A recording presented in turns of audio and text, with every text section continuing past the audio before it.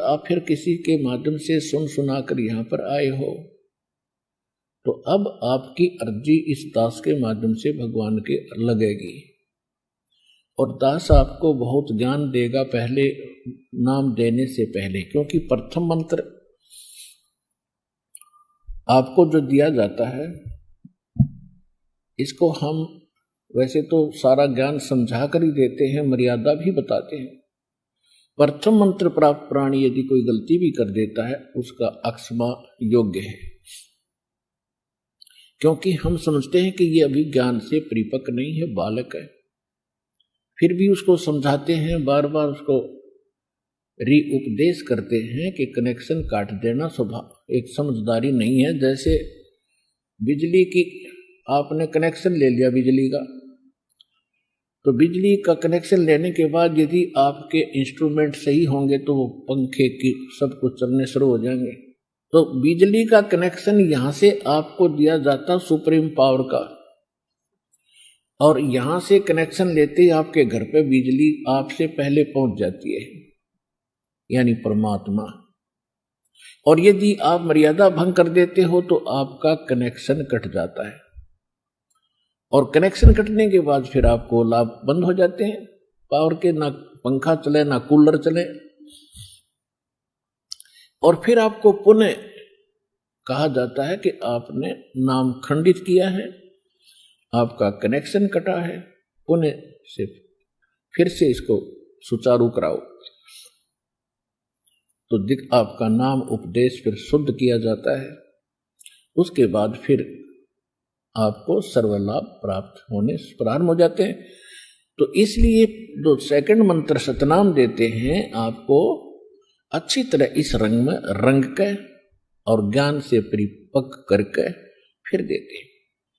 और सतनाम के बाद भी, क्योंकि अब तो हमारे इस तत्व ज्ञान का और यथार्थ इस कबीर पंथ का उत्थान है, शुरुआत है, प्रारंभ है, ये एक सूरज सा निकल रहा है, तो अभी इसकी रोशनी घनी हुई नहीं है, थोड़ा थोड़ा उजियारा सा प्रारंभ हुआ है।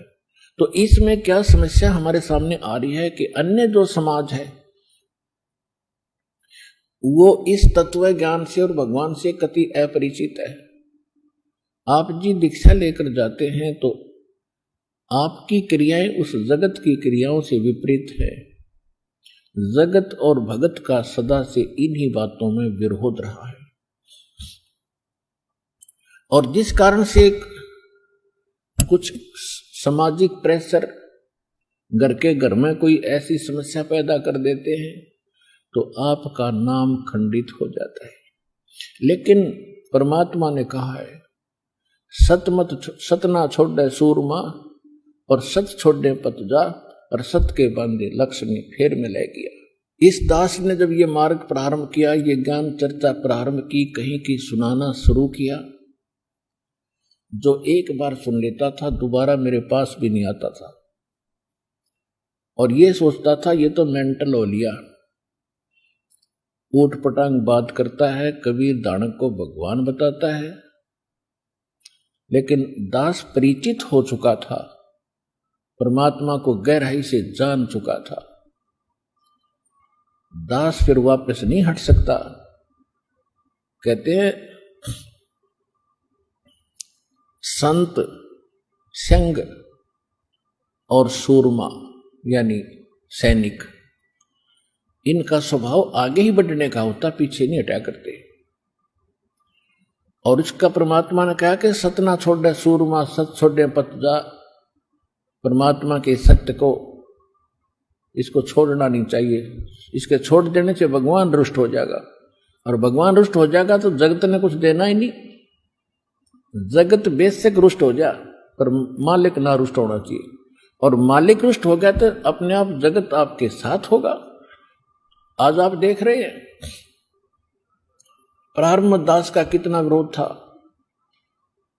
फिर कुछ आपके भाई बहनों ने दास के ज्ञान को, भगवान को अच्छी तरह समझा दृढ़ता के साथ। वो ऐसे हो गए जैसे पिलर हो जाकर स्टेनलेस स्टील के, जो हमारे विकसित हो गए थे। और 2006 में नकली आचार्यों ने और इन धर्म गुरुओं ने ऐसी झूठी अफवाहें फैला करके हमारा कितना घोर विरोध किया था, जेल तक जाना पड़ा। लेकिन जितने भी हमारे भक्त थे ऐसे थे जैसे मूसल होया करें लो के, उन्हें कोई मोड़ नहीं सका, उनको कोई वापस नहीं कर सका, उनको डगमग नहीं कर सका। तो परमात्मा की वो बात रह रह कर याद आती थी, सत न छोड़े सूरमा सत छोड़े पत्जा, और सत के बांधे लक्ष्मी या फेर मिले गया।